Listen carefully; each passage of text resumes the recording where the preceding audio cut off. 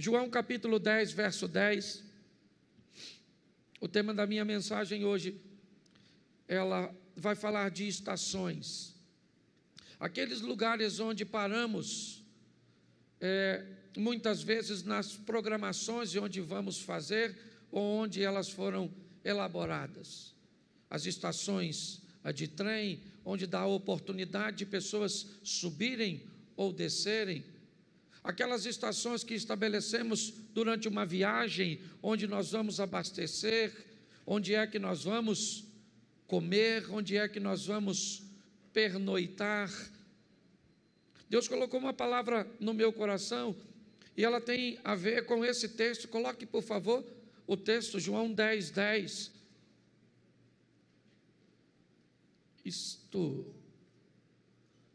O ladrão não vem senão a roubar, a matar e a destruir. Eu vim para que tenham e a tenham com... Feche seus olhos. Senhor nosso Deus e Pai, em nome de Jesus, continua falando conosco. Usa-me, ó Deus, como um canal de bênção, pelo poder do nome de Jesus. Amém. Glória a Deus. Desde o início do ano, nós trouxemos para a igreja uma proposta de recomeço, de retomada, de realinhamento, de fazer com que a igreja retomasse aquilo que perdeu, realinhasse seu comportamento, revisse seus conceitos, rompesse com algum de seus paradigmas. Ou seja, no texto em que lemos, dito por Jesus, ele diz: o meu adversário é um ladrão, sua função é tríplice: roubar, matar e destruir. Porém, a minha função é oferecer a vocês vida, e vida com fartura, e vida com abundância. Minha proposta hoje é mostrar para você que ao longo da sua caminhada, obrigado, Daniel, ao longo da minha e da sua caminhada, algumas estações precisam ser estabelecidas, lugares por onde nós vamos passar, posicionamentos que vamos ter que tomar ao longo da caminhada, para que se cumpra essa palavra de Jesus. É muito importante entendermos que o relacionamento com Deus para esta vida é um relacionamento de parceria, onde aquilo que Deus fez por mim e aquilo que eu faço vai estabelecer tudo aquilo que vai se realizar mais à frente. Por isso eu peguei, antes de estabelecer um lugar de chegada, ou seja, de alcançarmos, de chegarmos, de concretizarmos, de realizarmos, nós precisamos identificar que algumas estações, ou seja, alguns posicionamentos precisam ser tomados. E eu rapidamente vou falar dos 5 que eu separei. O primeiro é direção, o segundo é força, o terceiro é resistência, o quarto é velocidade e o quinto é poder. Quando nós estabelecemos isso na nossa vida, inevitavelmente nós criamos um processo, cujo qual nós vamos delinear entre o meu ponto de início, o meu ponto de partida e onde eu quero chegar, onde eu pretendo chegar. Ao estabelecer a nossa direção, nós vamos começar a delinear nossa trajetória, nossas prioridades, nossas companhias. Quando nós estabelecemos a nossa direção, nós vamos entender que pessoas farão parte de nossa agenda, outras pessoas farão parte de nosso destino. Nós vamos parar de canalizar forças para momentos que são apenas transitórios e passageiros, para pessoas ou situações que não fazem parte do nosso destino, mas sim do nosso momento. E não que o momento não seja importante, e na verdade o é, mas muitas vezes choramos por vermos pessoas ou situações partirem da nossa vida, que na verdade elas não fazem parte de nosso destino, mas apenas de um agendamento pontual da nossa caminhada. Existem, e nós precisamos entender que esses destinos são espirituais e físicos. Quando nós olhamos para isso, né, nós precisamos entender que a nossa direção vai ser muito influenciada, mas muito influenciada pelo meio de convívio que nós estabelecemos. Na vida só há duas direções. E, aliás, nas duas vidas que temos. Pastor, por que o senhor está dizendo que existem duas vidas? Porque Apocalipse diz: ao que vencer não receberá o dano da segunda morte. Se a Bíblia diz que tem duas mortes, é porque tem duas vidas. E uma delas é espiritual, que define o destino, que pode ser céu ou inferno. E outra vida é física, que define o que você vai viver, felicidade ou infelicidade.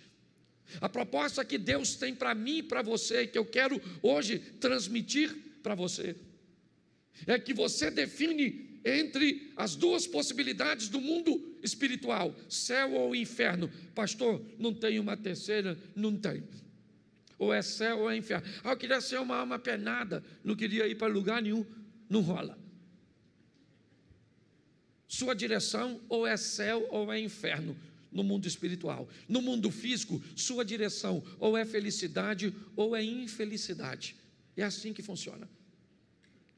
Então a proposta bíblica é o quê? É céu para a vida espiritual e felicidade para a vida física aqui neste mundo. É isso. Quando nós olhamos, por isso Jesus diz: eu vim para que tenham vida e a tenham em... Ou seja, você vai ter uma vida extraordinária nesta terra, só não vai ter se você fizer escolhas erradas. E além de tudo, você vai depois estar com Deus.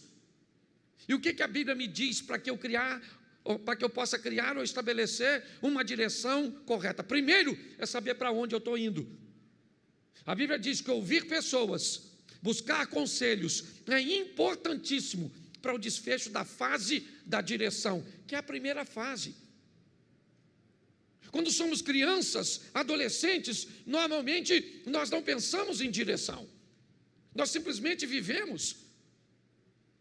Mas quando vamos entrando na juventude, inevitavelmente a vida ela vai nos levando para uma fase de responsabilidade, onde ela vai requerer de mim e de você qual a direção, é céu ou inferno? Qual é a direção? Lembra por que não batizamos crianças? Porque elas ainda não têm a escolha da direção.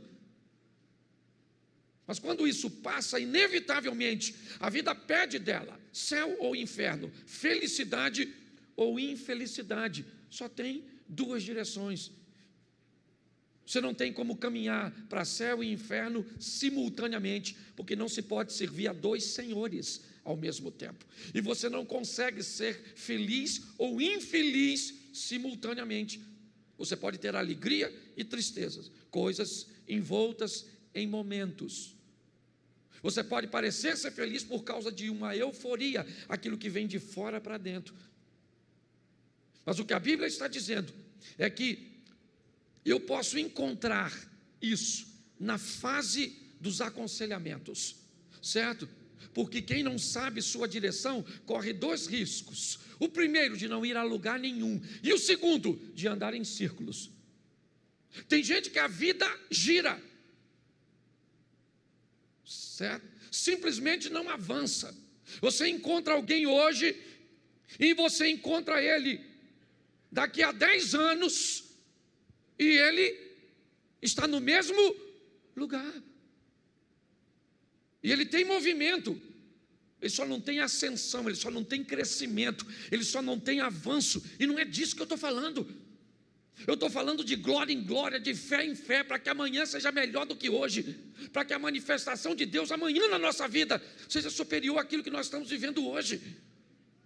Quem não tem direção, você pergunta para ele onde ele se vê daqui a 5 anos, ele não sabe. Esse dia eu estava mostrando o terreno da igreja para alguém, e alguém me perguntou: pastor, onde o senhor se vê daqui a 5 anos? Eu falei: dentro da igreja aqui, pregando para 2.500, 2.800 pessoas. Quem não tem direção, não tem perspectiva de futuro. Então, a Bíblia diz que eu preciso ouvir pessoas e buscar conselhos, mas presta atenção em Provérbios 11, 14. Coloca para mim, por favor, Provérbios, capítulo 11, verso 14. Eu vou dar mais uns 4 ou 5 versículos, então, por favor, fique atento, eu acabei não combinando com vocês. Provérbios 11, 14. Isso. Vamos lá? Não havendo sábia direção ou sábios conselhos, o povo, mas na multidão dos...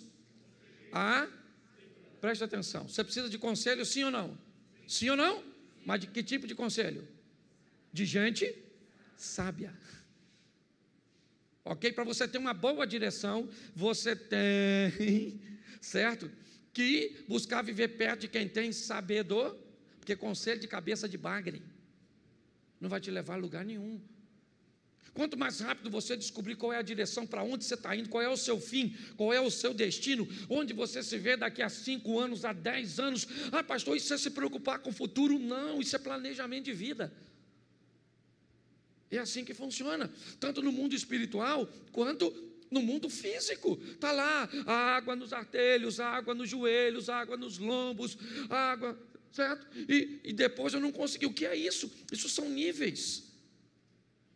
E nós precisamos entender e olhar para esse ambiente. Porém, já que eu estou falando de caminhada e de vida, tome cuidado, porque ao longo da vida, você pode encontrar sábios, pessoas sábias que estão perdidas.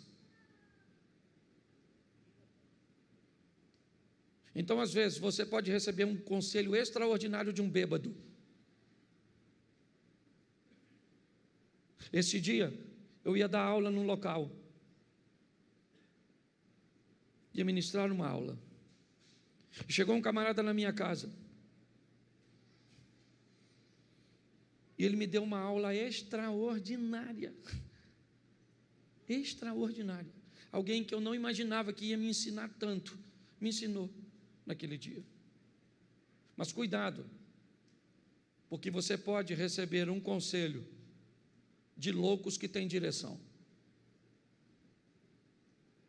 Preste atenção, na vida você pode encontrar sábios que estão perdidos e vão te dar um conselho sábio, e loucos que têm direção e que vão te levar para mais longe de Deus do que você pode imaginar, porque estão envoltos em seus resultados. Lucas 12, 20, coloca para mim isso, e vai dar o entendimento do que Jesus está dizendo. Lucas 12, 20, eu não sei se eu consigo falar de todos os pontos aqui, mas vamos lá. Mas Deus lhe disse: louco, esta noite te pedirão a tua, e o que tens preparado para quem será?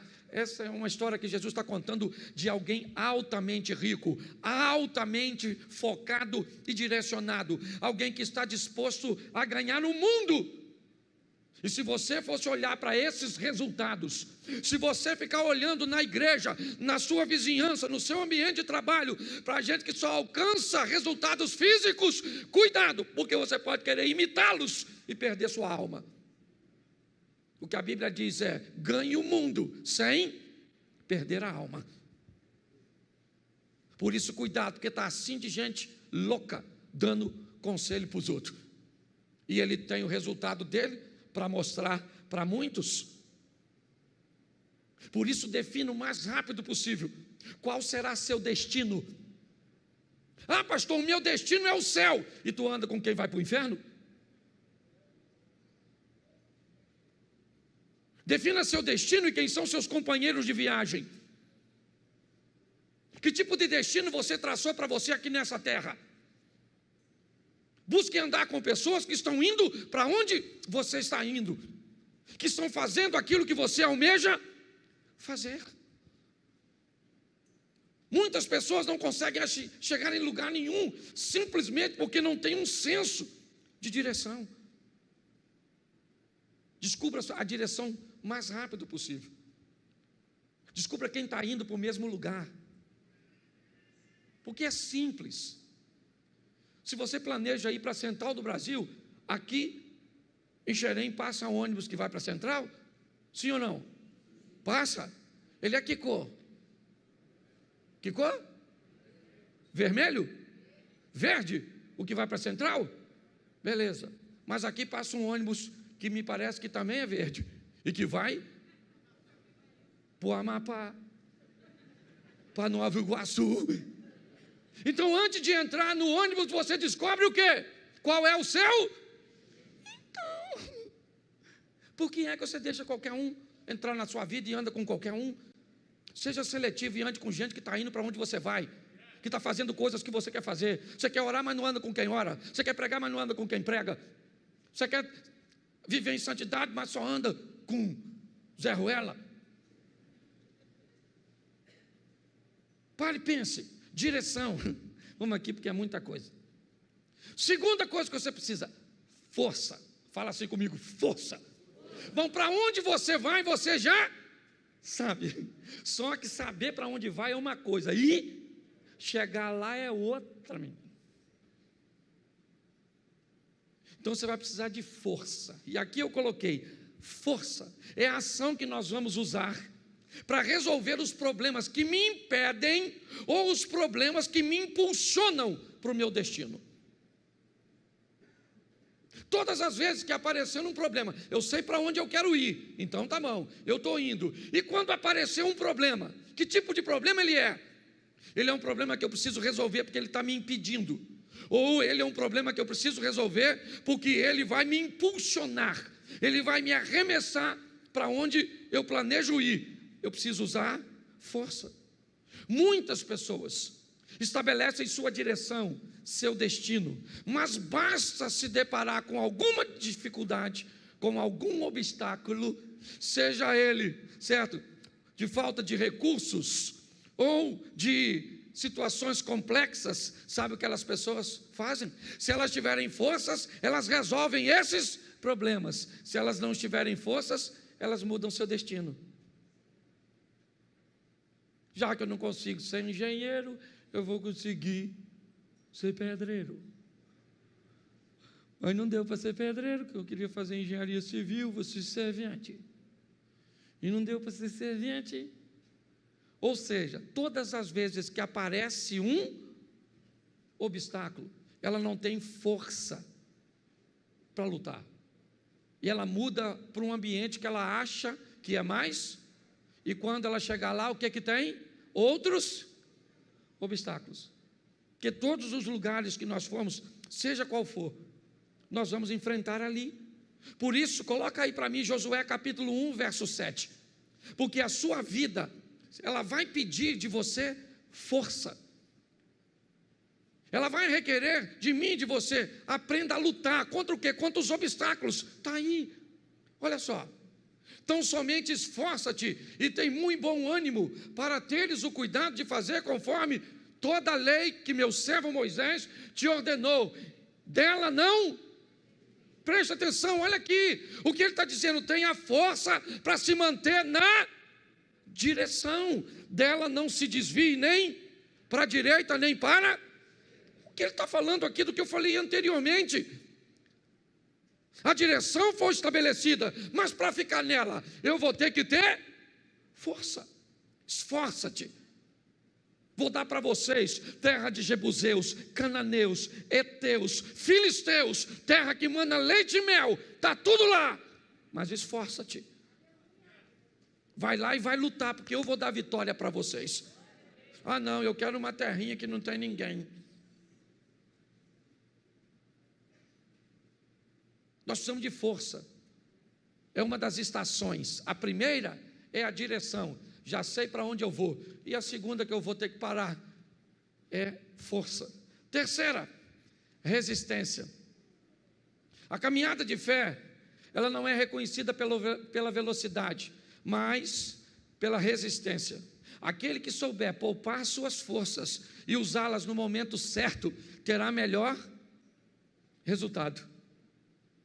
Você já viu gente que entra na igreja, se converteu, mas pensa numa pessoa, descobriu a direção, o céu, e acha que agora aceitou Jesus, super-homem, Mulher Maravilha, e começa a fazer tudo, e faz tudo, e participa de tudo, e de repente, cadê a pessoa? Sumiu. Falava até mal de tu, que tu era meio devagar. E você olha e cadê? Lhe faltou o quê? Resiste. Usar a força certa para a coisa certa, gente. Pare de canalizar suas forças para lugar errado. Senão você vai esmorecer na caminhada.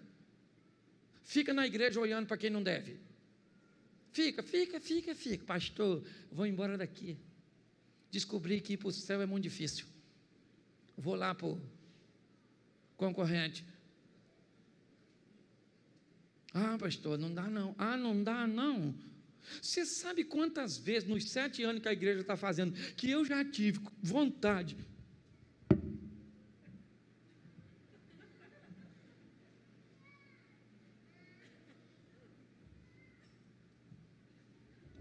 Um montão. Tem gente que bate nas minhas costas ali, pastorzão. E por trás.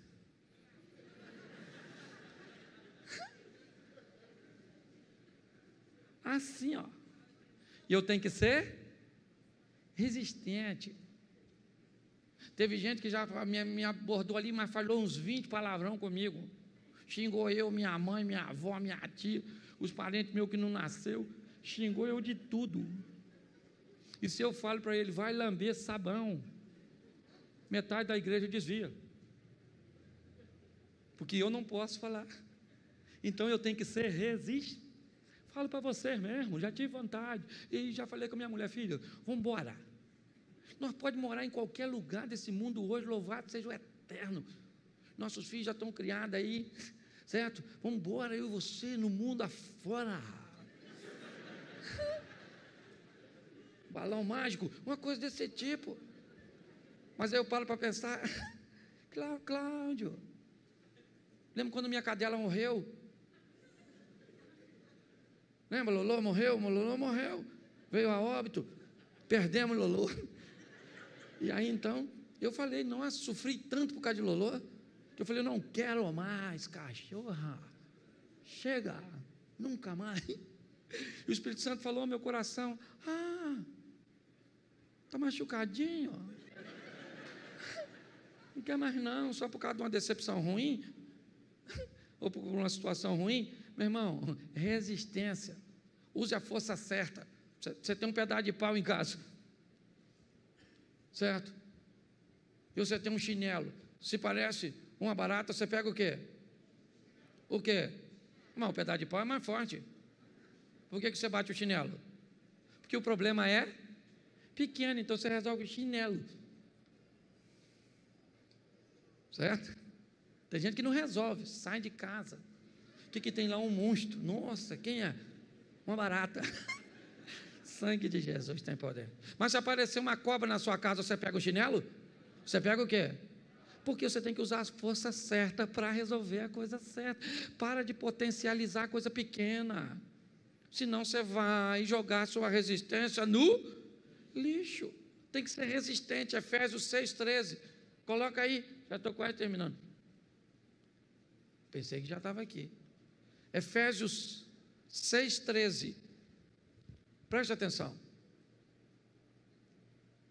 Glória a Deus, Efésios capítulo 6, verso 13. Portanto, agora não estava lendo aquilo mesmo não, irmão. Portanto, tomai toda a armadura de Deus para que... Isso é uma mensagem fragmentada. Para que possais resistir no dia? Para que possais, não, volta lá no resistir, porque eu estou falando de resistência. Para que possais, isso aí, meu filho, lembra o que está acontecendo nesse capítulo de Efésios? Está falando da armadura para você estar protegido, é capacete na cabeça, é couraça, é escudo, é sandália no pé, para quê? Para que você seja resiste, porque cada dia traz consigo o seu mal. Você quer chegar, querido, no final? Seja resiste, porque está assim de gente falando pelo caminho. Sim ou não? É gente divorciando. Você já teve vontade de divorciar? Não fala não, você que é casado. Provavelmente você já teve vontade de matar seu cônjuge dormindo. Certo? Mas você foi resiste. Sim ou não? Isso, vamos lá, vamos adiantar aqui. Quarto, então primeiro vamos voltar lá no início. Você tem que ter direção, depois você tem que ter força, depois você tem que ter, e aí, se você chegar até aí, você define a velocidade. E eu confesso que eu fiquei desapontado quando me deparei com esse texto de Números 13, 25. Eu já tinha passado por esse texto dezenas de vezes, mas eu nunca tinha parado para ver sob essa perspectiva. Números 13, 25. Depois, voltaram ao fim de quantos dias? Quantos dias? Se esses caras voltam de espiar a terra depois de 40 dias, se eu quiser fazer qualquer tipo de conta, vai ficar, certo? Pequeno. Sim ou não? Sim ou não? Sim. Se ele levasse 20 dias para ir, mais 20 para voltar. Se levou 15 para ir, 15 para voltar, 10 para espiar. Se levou 40 para ir, 5 para espiar, 40 para voltar, seja qual for, a conta compromete algo muito sério, a velocidade. O que a Bíblia está dizendo é que o povo leva 40 anos para atravessar ou para chegar num lugar que os espias fizeram com... Nós temos um problema aqui, velocidade. Ok? Velocidade. Muitas pessoas se perdem porque ficam a vida toda lutando por um propósito. Cuidado com isso, porque quando Deus diz, vai lá e espia, eles estão 40 dias, 60 dias, que tivesse um ano distante de onde Deus preparou para eles, e eles levam 40. Deus tem coisas para mim e para você que pode ser alcançado muito mais rápido do que você imagina, mas depende do seu posicionamento mediante a isso, porque velocidade é extremamente importante, porque a vida é curta, única e rápida. Dê uma olhada para isso. Por último, aqui, porque está assim lá fora, ó. Quando sair você sai, mas sai mesmo, que é para o povo entrar, e eu tenho que correr aqui, porque esse culto é assim mesmo. Por último, poder. Poder, você precisa de poder. Você precisa de direção? Precisa. Você precisa de força? Precisa. Você precisa de resistência? Precisa para a sua caminhada de fé. Você precisa de velocidade? Precisa. Alcança o objetivo e já lá estabelece outro, mas você vai precisar de poder. E aqui eu quero colocar esse poder totalmente nas mãos do Senhor. E quando Nicodemos olha para Jesus e vai conversar com ele, João capítulo 3, para nós adiantarmos, sabe o que Nicodemos diz? Ninguém pode fazer esses sinais que tu fazes, se Deus não for. O que Nicodemos está dizendo? O Senhor tem força, resistência, direção. Não é disso que ele está dizendo. O Senhor tem poder. Quando olham para Saul, com os melhores músicos na sua corte, e um homem diz, conheço um filho de Jessé, o belemita, sabe tocar bem, bom de palavras, valente, de boa aparência, e o melhor, Deus é o que Davi tinha que os outros músicos não tinham na casa de Saul. Poder. Poder. O que José tinha na casa de Potifar do Egito? Poder. Potifar viu que o Senhor era com ele. O que Daniel tinha na Babilônia? Poder. Os sábios disseram, olha, ninguém pode atender o seu pedido, nenhum rei jamais pediu isso, porque o que você está pedindo, só os céus sabem. E Daniel chegou e mostrou que os céus sabiam, porque tinha poder. Você quer chegar onde você deseja? Aprenda que tem poder nos céus, para ser liberado para você e para mim, para colocá-los em uso aqui nesta terra. Aqui eu fecho dizendo o seguinte, você hoje pode começar a sua caminhada de maneira certa, usando todas essas estações.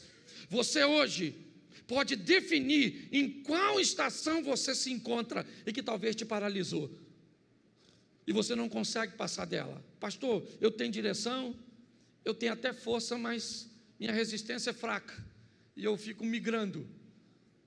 Defina onde você está. E a terceira, organize a sua caminhada, para que você consiga agilidade na conclusão. Muita gente, eu conheço assim de gente, está há muito tempo lutando por uma coisa, e não sabe se é o que Deus quer, está na hora certa, se faz, se não faz, e aí fica migrando, porque quem não sabe para onde vai, acaba não indo a lugar nenhum.